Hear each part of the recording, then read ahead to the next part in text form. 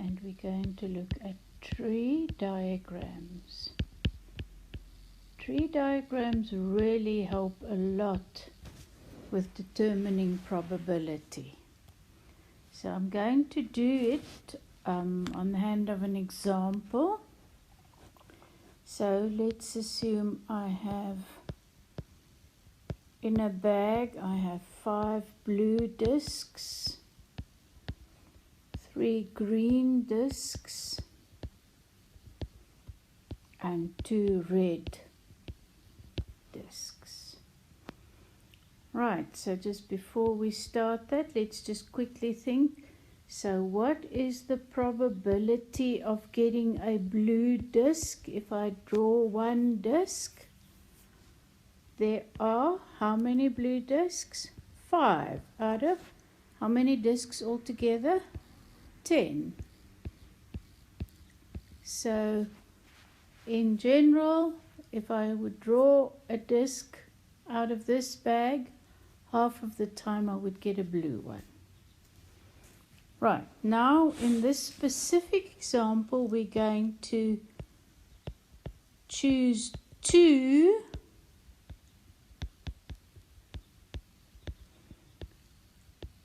and I'm saying do not replace. So you've got to understand now, you're going to put your hand in, pull out a disc, record its color, and then you're not going to put that disc back in the bag. Then you're going to put your hand in and draw another disc and record its color. And we want to look at all possible outcomes. Now your tree works on the actions. So action 1 is draw the first disc. So we're going to start here and we're going to say action 1. What are the possibilities? I could get a blue or a green or a red.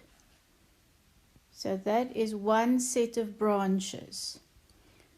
What are the chances of getting a blue? We said 5 out of 10. Don't change it to a half. It actually works better if you keep it as 5 out of 10. What are the chances of getting a green? It would be 3 out of 10. What are the chances of getting a red? Would be 2 out of 10.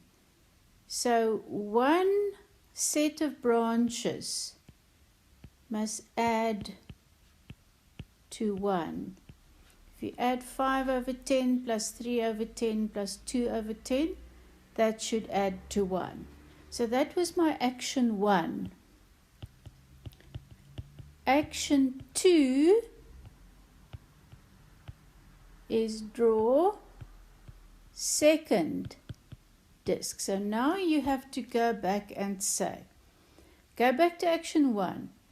3 things could have happened. So start with the first situation.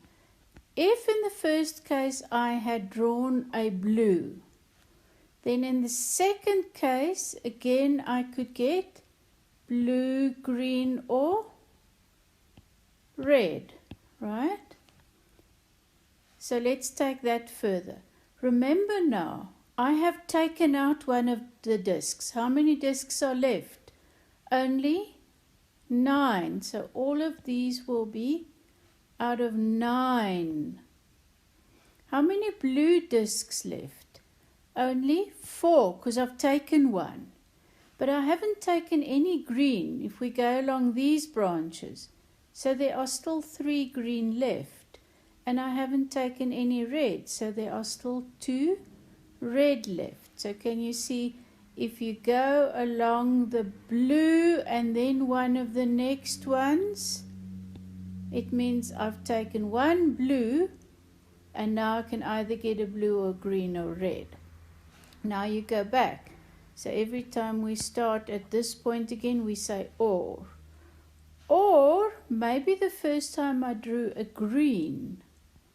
chances again are you can get blue or green or red. Again, there's only 9 left. So what I write here are the probabilities.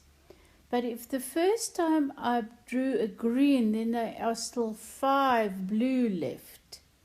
But there will only be 2 green and there's still 2 red.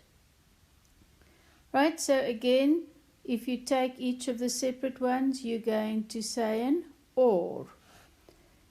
My last thing is maybe the first time I got a red. If I draw the second time, again I can get blue or green or red. So remember, the first chance is blue or green or red. It was only one of those things that happened, but we're thinking of all possibilities. So again, in my second time, there will only be 9 discs left in the bag. If I first drew a red, it means there are still 5 blue left. It also means there are still 3 green left, but now there's only 1 red left. So now I've got all the possible outcomes. I could have gone blue and blue, or I could have gone green and red, etc., etc. So let's see some questions we could ask. What is the probability of getting 2 blue? That we see it's the probability of drawing blue and blue. There's only one way we could have done that, is if we went along this branch and then along that branch. And because I say and, I take that probability and I multiply it by that one. You can multiply and simplify. You can leave it in fraction form or write it as a decimal. Here's another one though. Now we must be careful. What is the probability of 1 green and 1 red? The thing we must think about here is, if the question is asked like that, it doesn't say which one happens first. So there's actually 2 things that could have happened, one of 2 things. I could have had first green and then red, or, and if I say or, then I put a plus, I could have had first red and then green. So the first one, first green and then red, you go along the green and then the red.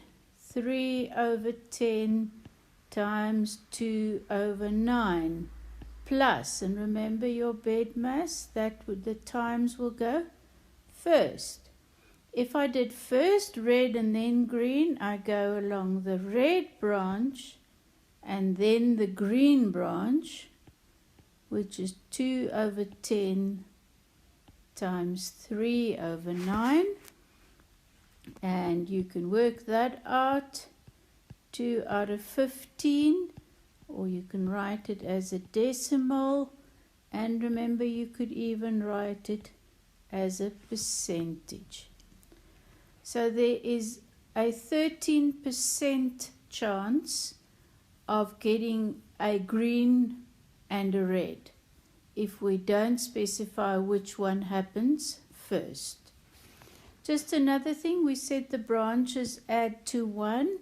In the second case, those branches must add to 1. And these branches must add to 1, and these, the probabilities, of course.